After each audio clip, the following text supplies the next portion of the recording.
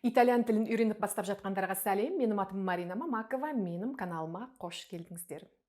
Егер сіз менің каналыма жаңадан қосылсаңыз, алдағы шығатын қызықты және пайдалы сабақтардан құр қалмай, менің каналыма тіркеліңіз.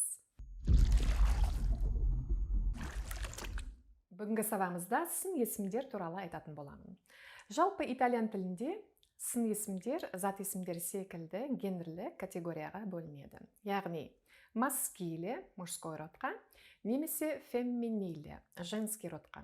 Сондай-ақ жекеше түрге немесе көпше түрге бөлінеді.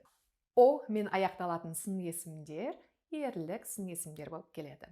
Ал А мен аяқталатын сын есімдер әйелдік сын есімдер болып келеді.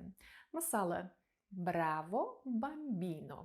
Бамбино зат есім Оға аяқталады. Соған қарап, сын есімде Оға аяқталады.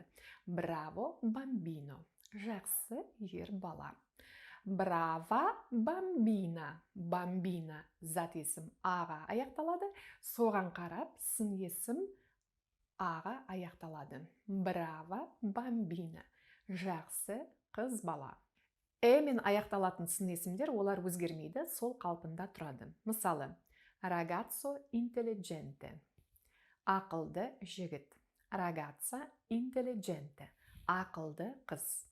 Зат есімдер қай родта тұрса да, мен аяқталатын сын есімдер өзгермейді. Сын есімдерді зат есімдердің алдына қоямыз ба, немесе артына қоямыз ба? Жалпы сын есімдерді зат есімдердің алдында да, немесе артында да қолдануға болады. Мысалы, bella amica, әдемі құрбы, немесе amica bella, құрбы әдемі.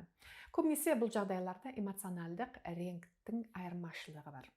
Итальян тілінде әрқашан зат есімдердің артында тұратын сын есімдер бар. Олар қандай сын есімдер?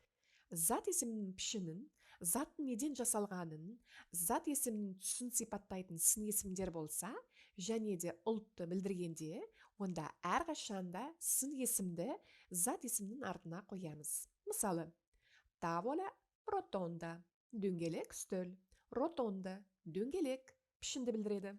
Spiaggia sabbiosa, құмды жағажай. Sabbiosa, құмды, неден жасалған білдіреді.